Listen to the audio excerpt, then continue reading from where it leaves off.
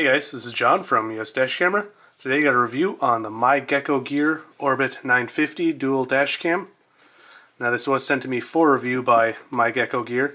They previously had sent me a mirror-based dash camera, which I thought was decent. The quality of it seemed nice. The feeling of it seemed like high quality. I'm just not personally a big fan of the mirror-style cameras because it clips on over your rear view mirror. So I like that this is more of a traditional dash camera, again with the rear channel. Now, I'm not quite sure, but I believe myGEKOgear is somehow related to Papago, which in the past they've sent me dash cameras before, but when I received it, the address was a Papago company address, and I'm not sure if they changed their name or if they own this company, what the deal is, but let's take a look at some of the features here. So it says full HD 1080p front and rear. It can do 1296p up front, but then you can't use the rear channel, so that sort of defeats the purpose of getting a dual channel camera. It does have a 3-inch screen, built-in Wi-Fi, it's got built-in GPS. ADAS is Advanced Driver Assistance Systems. Personally, I don't like using them. At most they will beep if you're leaving your lane, or they might beep if it feels you're driving too close or tailgating, but when it comes to safety, it's not really going to save you if you're not paying attention, so I don't really care for those features, but it seems like every dash cam seems to have it nowadays.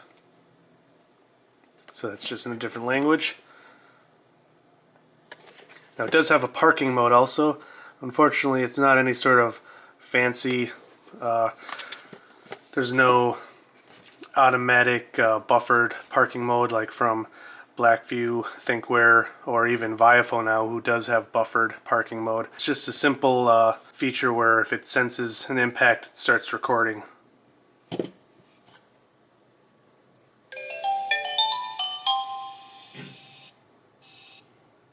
So let's take a look at the actual camera.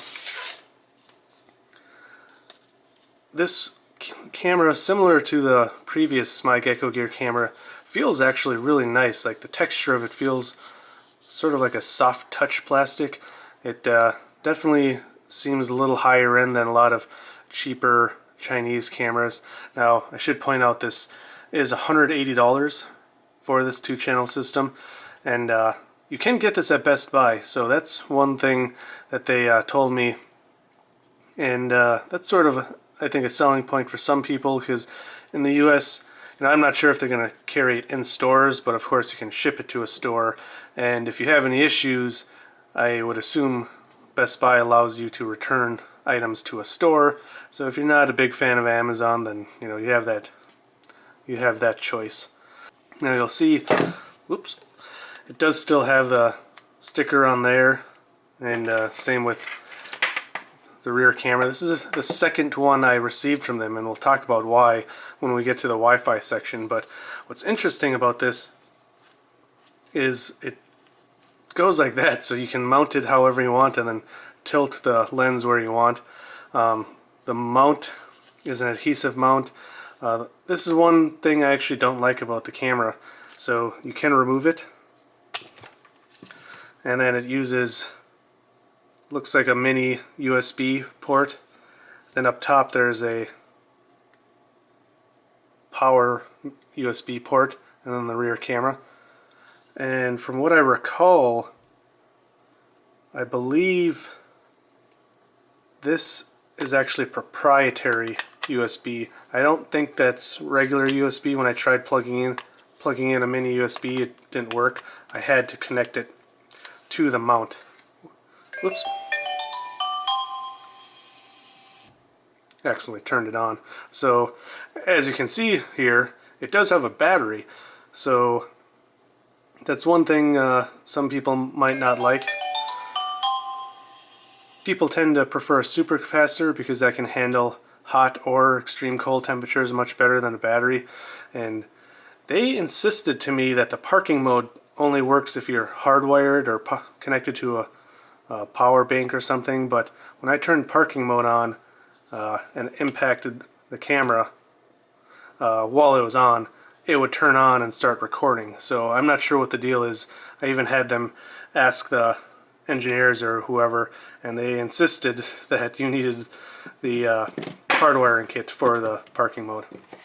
So here, let's take a look at the rear camera.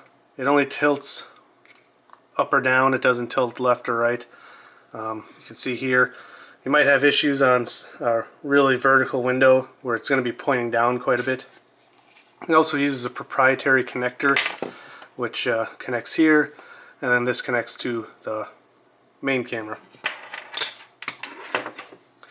So it did come with a 16 gigabyte card, which personally I think is really small. I would recommend 128 gigabytes, which is what they rate it as, or the maximum memory card that this camera accepts. Now, the reason I said I don't like this mount is because you can see if obviously you can adjust this here, but in the Toyota Prius I tested this in, the windshield is really low slanted, so basically the camera looks like it's, I might be exaggerating, but it looks like it's pointing up, and then I have to tilt the camera down, and I just think it looks weird. I really wish this could flex somehow here. So now let's continue to take a look at some more footage. Overall, I think the footage is adequate.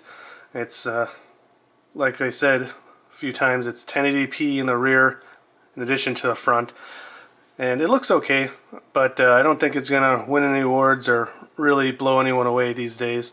It's definitely adequate, but there's other cameras out there that people might argue look better for a similar price, even in dual channel, so that's definitely something to consider. So again, the night quality looks okay, nothing special. It's not going to blow anyone away that's seen a lot of other dash cameras from the past year, but again, it's adequate, and you can decide for yourself based on this footage. Now, it is worth pointing out that YouTube does compress the video, so it never looks as good as the raw footage. Now, the menu on this camera is pretty straightforward. I do like that myGEKOgear doesn't use the same generic menu that a lot of Chinese cameras use. It does use something that looks a little nicer, looks prettier. It's very easy to understand. Of course, this is where you're going to change your settings such as resolution, recording lengths, if you want to turn the Wi-Fi on, the parking mode on or off, so very straightforward. Now, the issue I did have with this camera, and I've had this camera for probably 3 months now, and the issue I was having is they do have a Wi-Fi app available for Android and iOS, but I was having issues where I could connect to it and I could view a live stream, but I couldn't change any of the settings.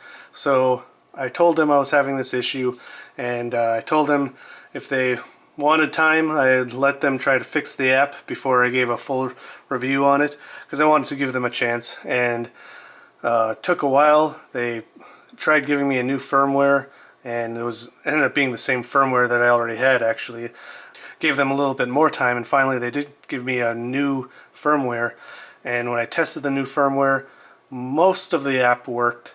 So now, like, pretty much all of the settings and viewing files and being able to download them to my phone works, except for whatever reason I can't switch the resolution to 1296p, and she told me that if it's connected to the rear camera it doesn't work, but I didn't have the rear camera connected, so I'm not quite sure what the deal is with that. But for me, the main point of the Wi-Fi app, especially a camera with a 3-inch screen like this, is to download samples or clips that you need from the camera to your phone, so you don't have to mess with a memory card or memory card adapter. So the convenience is there. I'm hoping they fine-tune the app more so it 100% works. But that's something I needed to point out because myGEKOgear seems like they're a newer, up-and-coming brand. I say brand because I still question if they're actually really Papago in disguise or something. I'm not quite sure about that still. But again, overall my opinion on this camera is it's okay, it's decent. There's definitely going to be people out there that are going to say so-and-so company or brand is better for the value or the price or whatever, but this is just my honest opinion.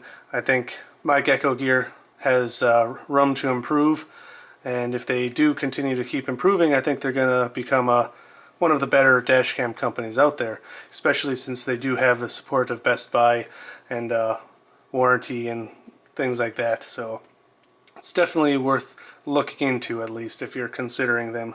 So guys, I hope this video is helpful. If you were considering purchasing this camera, and based on my review, if you still want to, I'll provide links down in the description to where you can purchase them. And I also have coupon codes for Blackboxmycar if you're interested in any other dash cameras.